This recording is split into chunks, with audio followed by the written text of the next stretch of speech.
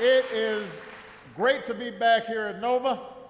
I've been here so many times, I'm about 3 credits short of graduation.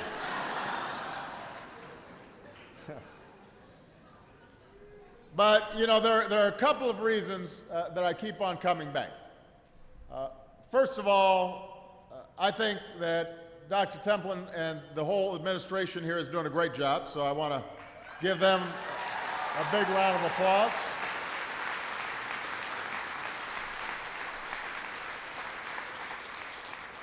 The other reason is because Joe Biden keeps talking up how great you are.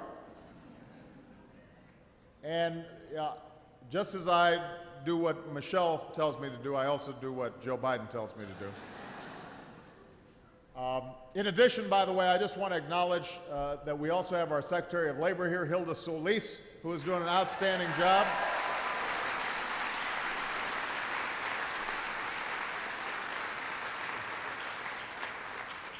But the main reason I keep on coming back is I think this institution is an example of what's best about America. You know, some of you may have your eye on a 4-year college. Some of you may be trying to learn new skills that can lead to a new job like Mike, or a job that pays more, gives you more opportunity. But all of you are here because you believe in yourselves, you believe in your ability, you believe in the future of this country. And that's something that inspires me, and you guys should take great pride in. Now, the truth is, the skills and training you get here will be the best tools you have to achieve the American promise. The promise that if you work hard, you can do well enough to raise a family, own a home, send your kids to college, and put a little away for retirement. And the defining issue of our time is how to keep this promise alive today for everybody. Because we've got a choice. We can settle for a country where a few people do really, really well and everybody else struggles to get by. Or we can restore an economy where everybody gets a fair shot, everybody does their fair share, everybody plays by the same set of rules, from Washington to Wall Street to Main Street. That's the America we believe in.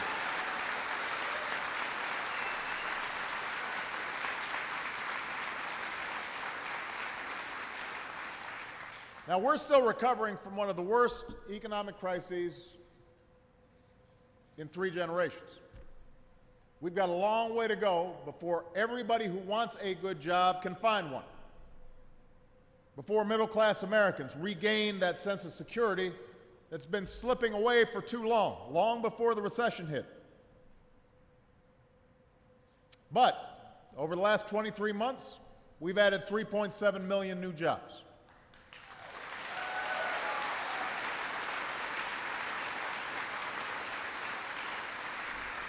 American manufacturers are creating jobs for the first time since the 1990s.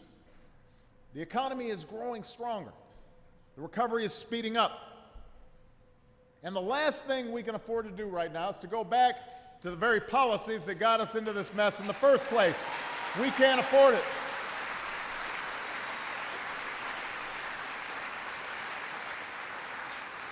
The last thing we need is for Washington to stand in the way of America's comeback. Now, what does that mean concretely? For starters, Congress needs to stop taxes from going up on 160 million Americans by the end of this month. And if they don't act, that's exactly what will happen.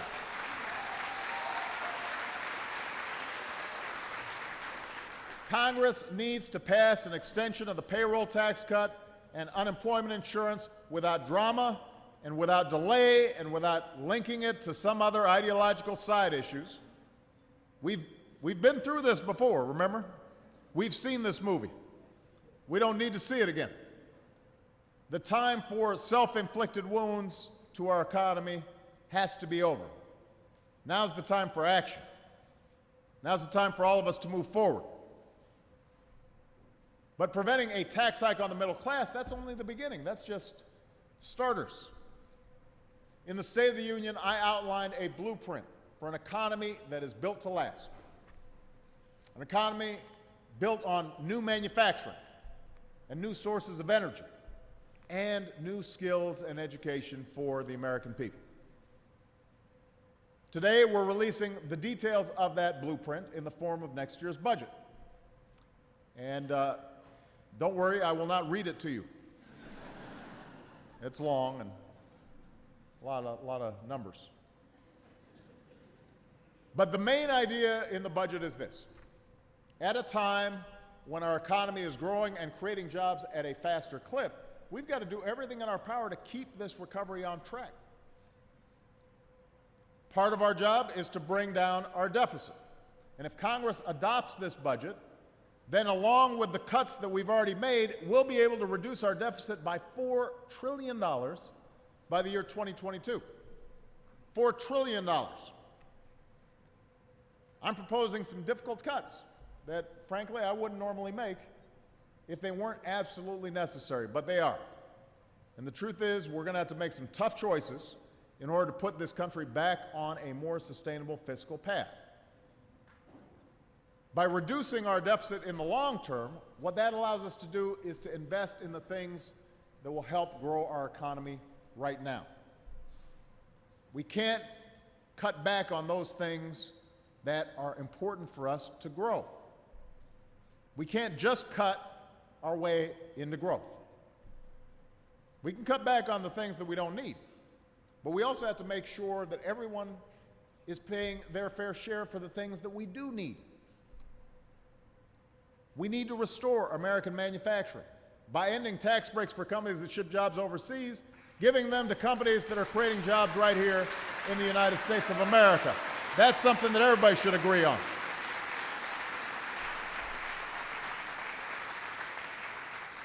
We need to reduce our dependence on foreign oil by ending the subsidies for oil companies and doubling down on clean energy that generates jobs and strengthens our security. And to make sure our businesses don't have to move overseas to find skilled workers, we've got to invest in places like Nova and make sure higher education is affordable for every hardworking American.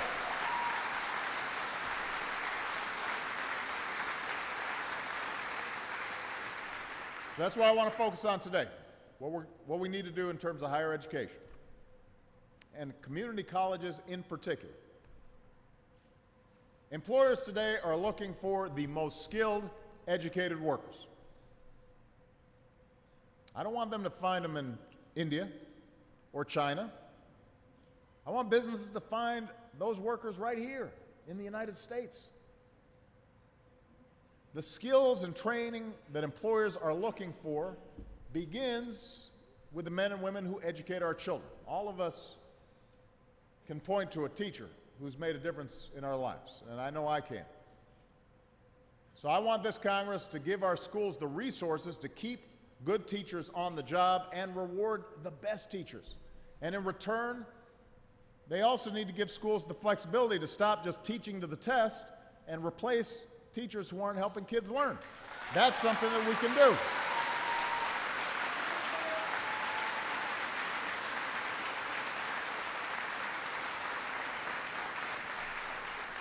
So making sure we've got the most skilled workers starts early.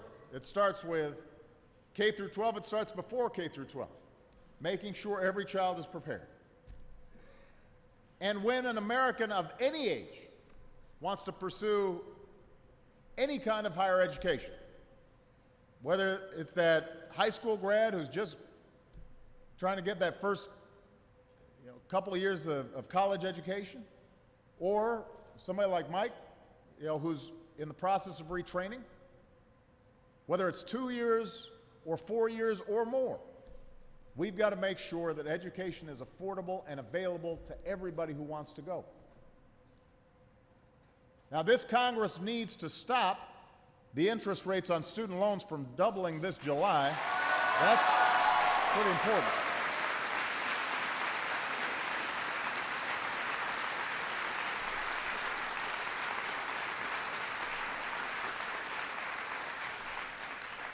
That's in our budget. We're saying to Congress, now's not the time to make school more expensive for young people, and they can act right now to make that change. They also need to take the tuition tax credit that my administration put in the budget over these last few years, a tax credit that saves families thousands of dollars on tuition, and we need to make that permanent. It shouldn't be temporary, it should be permanent.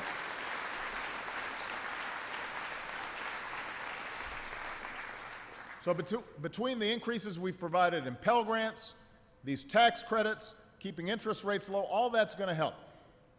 And millions of students across the country have benefited from that. But students and taxpayers can't just keep on subsidizing skyrocketing tuition. We're going to run out of money. So that's why I've asked states and colleges to do their part to keep costs down. We're putting colleges and universities on notice. You can't just keep on raising tuition and expect us to keep on coming up with more and more money. Because tuition inflation's actually gone up even faster than health care. That's hard to do. So what we're saying to states, colleges, and universities, if you can't stop tuition from going up, then funding you get from taxpayers will go down. Because higher education cannot be a luxury. It is an economic imperative that every family in America should be able to afford. That's part of the American promise in the 21st century.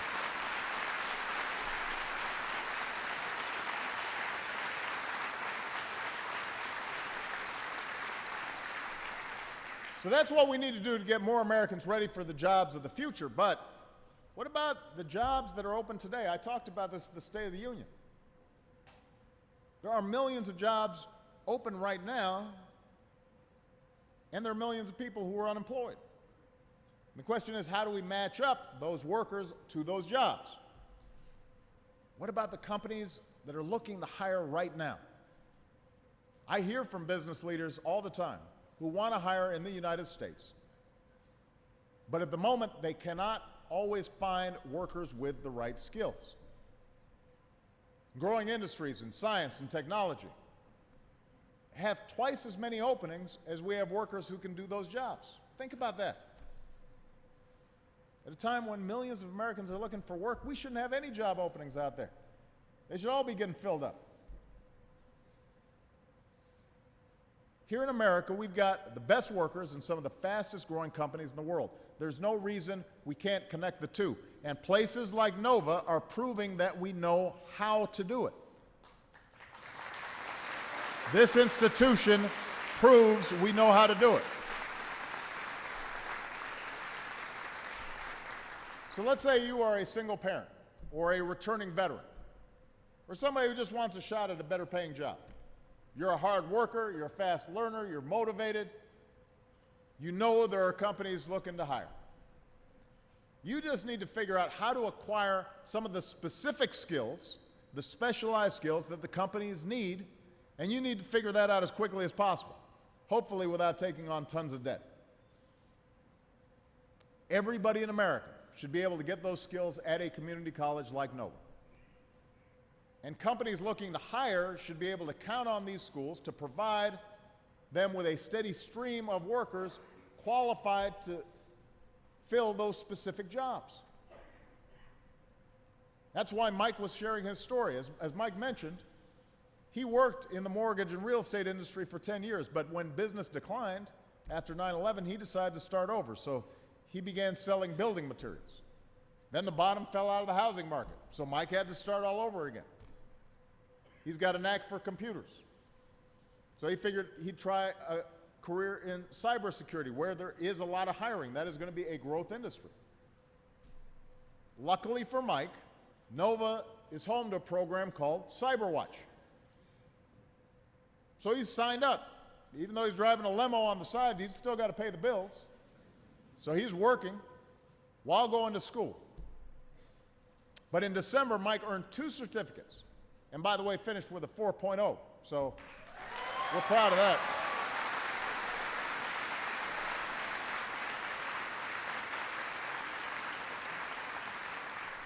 Now he's working towards his associate's degree.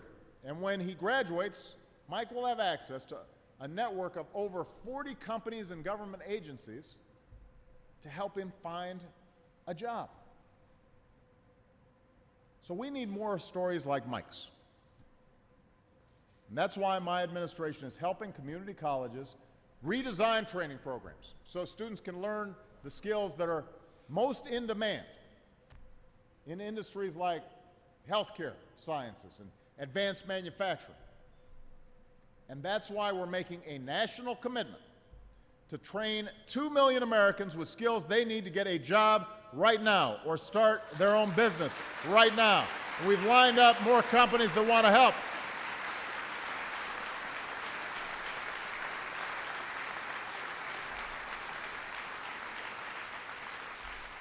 We've already got model partnerships between major businesses like Siemens and community colleges in places like Charlotte and Orlando and Louisville. They're already up and running. We know how they work. And that's why I've asked Dr. Biden and Secretary Solis to take a bus tour through several states, including Ohio and Kentucky and North Carolina, to highlight businesses and community colleges that are working together to train workers for careers that are in demand right now. We've got to make these examples a model for the entire nation. And we also need to give more community colleges the resources they need to become community career centers, places where folks can learn the skills that local businesses are looking for right now, from data management to high-tech manufacturing.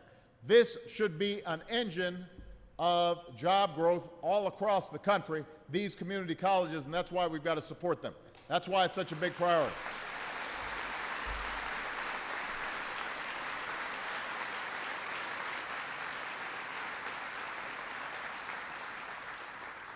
So, an economy built to last demands that we keep doing everything we can to help students learn the skills that businesses are looking for. It means we have to keep strengthening American manufacturing. It means we've got to keep on investing in American energy. We've got to double down on the clean energy that's creating jobs. But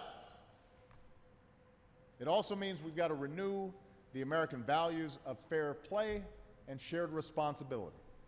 You know, the budget that we're releasing today is a reflection of shared responsibility. It says that if we're serious about investing in our future, in investing in community colleges, and investing in new energy technology, and investing in basic research, well, we've got to pay for it. And that means we've got to make some choices. Right now, we're scheduled to spend nearly $1 trillion more on what was intended to be a temporary tax cut for the wealthiest 2% of Americans. We've already spent about that much. Now we're scheduled to spend another $1 trillion. Keep in mind, a quarter of all millionaires pay lower tax rates than millions of middle-class households. You've heard me say it, Warren Buffett pays a lower tax rate than his secretary. That's not fair. It doesn't make sense at a time when we've got to pull together to get the country moving. I don't need a tax break. We don't need to be providing additional tax cuts for folks who are doing really, really, really well. Do we want to keep these tax cuts for wealthiest Americans, or do we want to keep investing in everything else? Education, clean energy, a strong military, care for our veterans. We can't do both. We can't afford it. And some people go around, they say, well, the president's engaging in class warfare. That's not class warfare. That's common sense. That's common sense.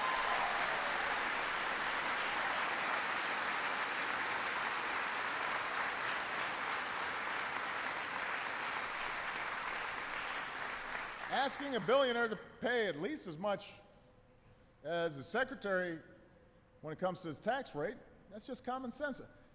Because Warren Buffett's doing fine, I'm doing fine, we don't need the tax breaks, you need them.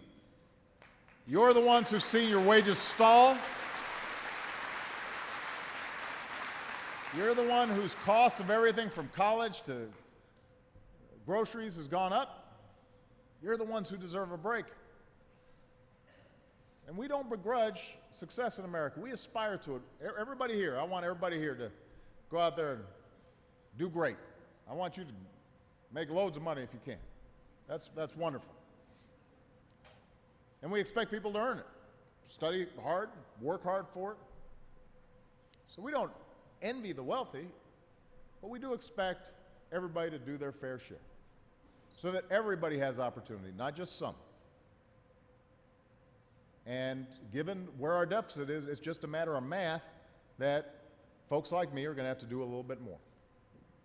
Because Americans understand, if I get a tax break I don't need and the country can't afford, then one of two things are going to happen. Either that means we have to add to our deficit, or it means you've got to pay for it.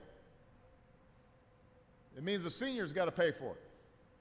In terms of suddenly their Medicare benefits are costing more. It means a student suddenly sees their interest rates go up higher at a time when they can't afford it. It means a family that's struggling to get by is having to do more because I'm doing less. That's not right. It's not who we are. Each of us is here only because somebody somewhere felt a responsibility to each other and to our country's future. And that's why they made investments in places like Nova. Here in America, the story has never been about what we can do just by ourselves. It's about what we can do together. It's about believing in our future and the future of our country. You believe in that future. That's why you're working hard. That's why you're putting in long hours. That's why Mike's doing what he's doing. Some of you are balancing a job at the same time as you're going to school. You're scrimping and scratching to make sure that you can pay tuition here. You know that doing big things isn't easy, but you haven't given up. That's the spirit we've got to have right now. We don't give up in this country.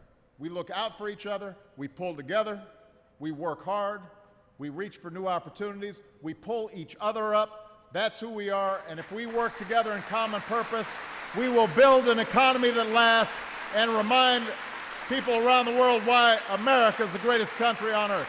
Thank you very much, everybody. God bless you. God bless the United States of America.